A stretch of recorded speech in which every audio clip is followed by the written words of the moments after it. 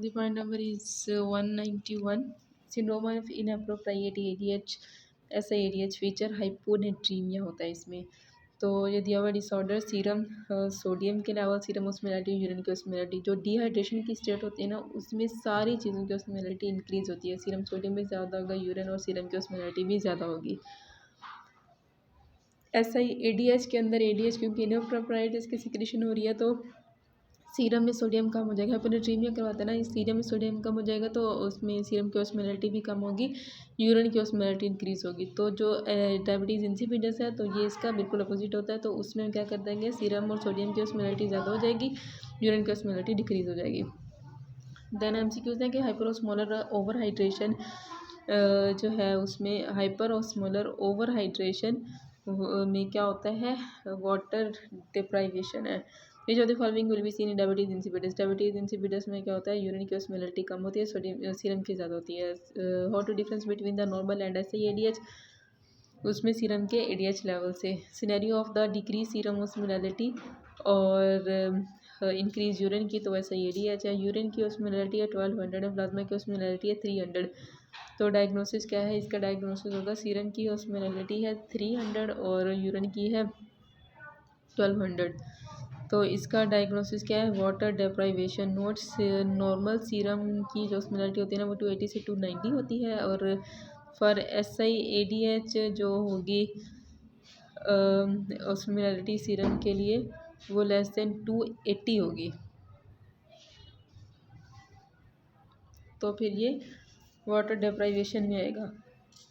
Normal serum की osmolarity 280 से 290 होती है, जबकि इसमें क्योंकि SIADH में डिक्रीज़ हो जाती है ऑस्मोलैरिटी तो वो लेस देन 280 हो जाएगी और यूरिन की बहुत ज़्यादा हो जाएगी। Negative for water loss occur in SIADH में क्या होता है, नेगेटिव फ्री वाटर लॉस हो रहा होता है। तो जिसकी वजह से अब क्या है, which factor would best distinguish an otherwise healthy person with severe water deprivation from a person with SIADH। तो सीरम ऑस्मोलैरिटी देखेंगे। जबकि 7 ईयर ओल्ड प्रेजेंट करता है, हेडेक है, सोडियम 110 है, यूरिन की ऑस्मोलैरिटी 610 है, डायग्नोसिस है सीरम की ऑस्मोलैरिटी कम, यूरिन इसकी सोडियम हाइपोनेट्रीमिया में सोडियम बहुत ज़्यादा कम है 110 और यूरिन की ऑस्मोलैरिटी बहुत ज़्यादा है, तो ये हो जाएगा SIADH। Difference between normal people from SIADH, तो हम उसकी ऑस्मोलैरिटी देखते हैं प्लाज्मा में और सीरम के अंदर। डायबिटीज़ इंसिपिडस में there is change in diabetes insipidus में डिक्रीज यूरिन की ऑस्मोलैरिटी होती है। Cushing feature with raised SIADH, Cushing disease होगी। अगर कुशिंग फीचर्स हैं जिसमें साथ में SIADH के लेवल से भी रेज है तो ये कुशिंग डिजीज़ हो जाएगी। प्राइमरी हाइपरएल्डोस्टेरोनिज्म, एल्डोस्टेरोन ज़्यादा है। सेकेंडरी हाइपरएल्डोस्टेरोनिज्म देना जाता है प्राइमरी एड्रीनल इंसफिशिएंसी जिसकी वजह से एडिसन डिजीज़ होती है, एंड देन कुशिंग सिंड्रोम है। प्राइमरी एड्रीनल प्राइमरी हाइपरएल्डोस्टेरोनिज्म जिसको कौन सिंड्रोम कहते हैं, जिसमें अब हाइपरएल्डोस्टेरोनिज्म है, primary hyper production of the adrenal mineralocorticoids. तो मिनरलोकॉर्टिकॉइड्स की प्राइमरी हाइपर प्रोडक्शन हो रही है तो जिसकी वजह से एल्डोस्टेरोन ज़्यादा होगा, हाइपोकैलीमिया होगा, हाइपरटेंशन होगी, एल्डोस्टेरोन ज़्यादा है इसका मतलब सोडियम ज़्यादा है और डिक्रीज रीनल है।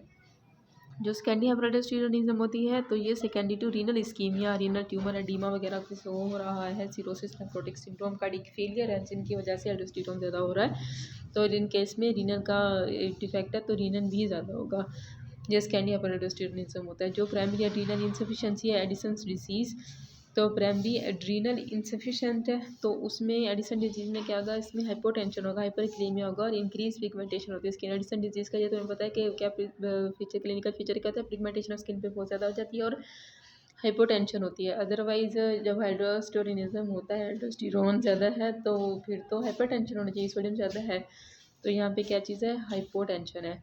कुशिंग सिंड्रोम क्या होता है, कुशिंग, तो कुशिंग डिजीज, कुशिंग सिंड्रोम जो होता है उसके अंदर हाइपोकैलीमिया होता है। नॉन स्पेसिफिक में क्या आ गया, secondary diabetes, hypertension, osteoporosis. More specific जो हमें डायग्नोसिस की तरफ लेके जाते हैं, सेंट्रल ओबेसिटी होती है, एक्सट्रीमिटी की वेस्टिंग होती है, मून फेस फेलो हम्प होता है और मोस्ट स्पेसिफिक में स्पॉन्टेनियस ब्रूसिंग, स्किन पे स्ट्राया और प्रोक्सिमल मायोपैथी होती है। तो इसमें हमने क्या पढ़ा, प्राइमरी हाइपरएल्डोस्टेरोनिज्म जिसको कौन सिंड्रोम कहते हैं, देन सेकेंडरी हाइपरएल्डोस्टेरोनिज्म। तो जो प्राइमरी हाइपरएल्डोस्टेरोनिज्म है दैट इज़ कौन सिंड्रोम। कौन सिंड्रोम इसमें क्या होगा, हाइपरटेंशन होगी क्योंकि एल्डोस्टेरोन ज़्यादा और हाइपोकैलीमिया की पिक्चर होंगी। स्कैंडी हाइपरल्डोस्टेरोनिज्म किसकी स्कैंडी कॉज की वजह से होगी, रीनल के ट्यूमर्स वगैरह की वजह से होगी। प्राइमरी एड्रीनल इनसफिशिएंसी को कहते हैं एडिसन्स डिजीज, जिसमें कौन सिंड्रोम के अपोजिट क्या होगा, वहाँ पर हाइपरटेंशन थी, तो यहाँ पे हाइपोटेंशन होगी, साथ में हाइपरकैलीमिया होगा और पिगमेंटेशन ऑफ स्किन बहुत ज़्यादा होगी। कुशिंग सिंड्रोम हो जाता है। कुशिंग सिंड्रोम में भी कौन सिंड्रोम की तरह हाइपोकैलीमिया होगा। नॉन स्पेसिफिक सिस्टमिक सिम्टम्स होंगे, सिस्टमिक फीचर्स होंगे डायबिटीज़ हाइपरटेंशन के। मोस्ट स्पेसिफिक में यही जो हमारे पास डायग्नोस्टिक होते हैं कि सेंट्रल ओबेसिटी, एक्सट्रीमिटी वेस्टिंग, मूल face buffalo hump. Most specific जो है ना इसका स्किन स्ट्राया है, जहाँ से इसका पता चलता है कि ये कुशिंग सिंड्रोम है। अगर कुशिंग सिंड्रोम के साथ ACTH रेज है तो ये कुशिंग डिजीज़ है, अदरवाइज कुशिंग सिंड्रोम होगा। देन इसके हम MCQ देखते हैं। Sign of primary adrenal insufficiency.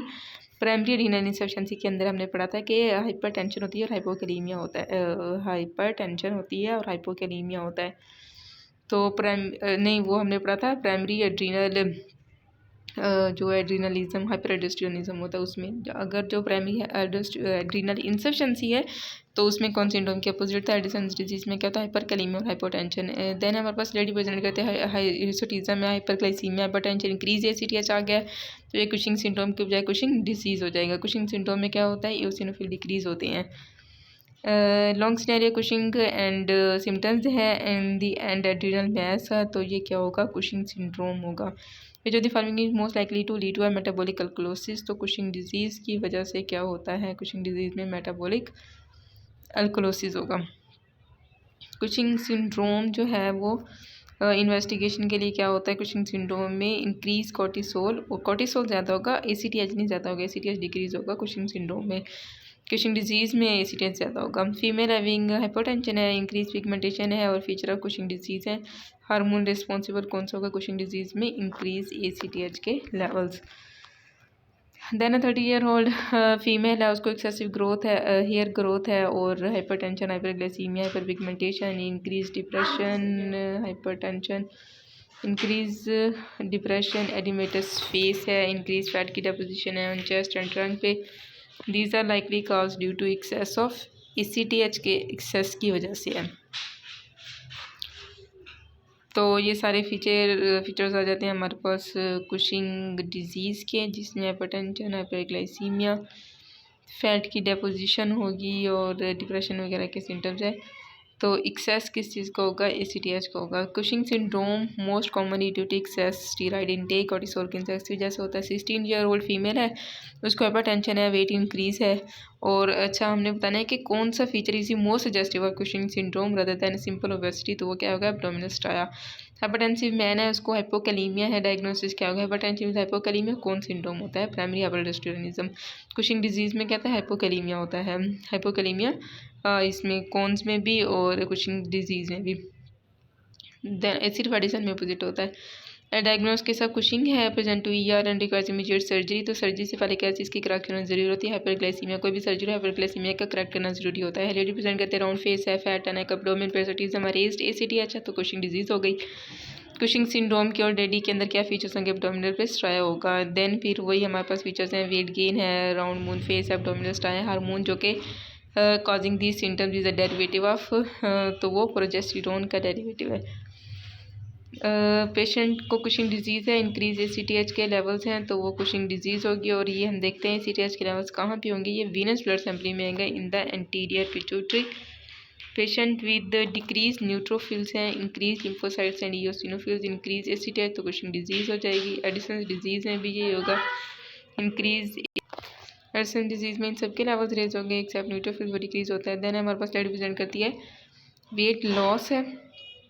ये जो है ना एग्जैक्ट फीचर्स हमें बता रहे हैं एडिसन के, जिसमें लिथार्जी है, पैल्पिटेशन है for the last 6 months, investigation show करती है नॉर्मल यूरिया, हाइपोनेट्रीमिया, हाइपरकैलीमिया। तो डायग्नोसिस इज एडिसन्स डिजीज़।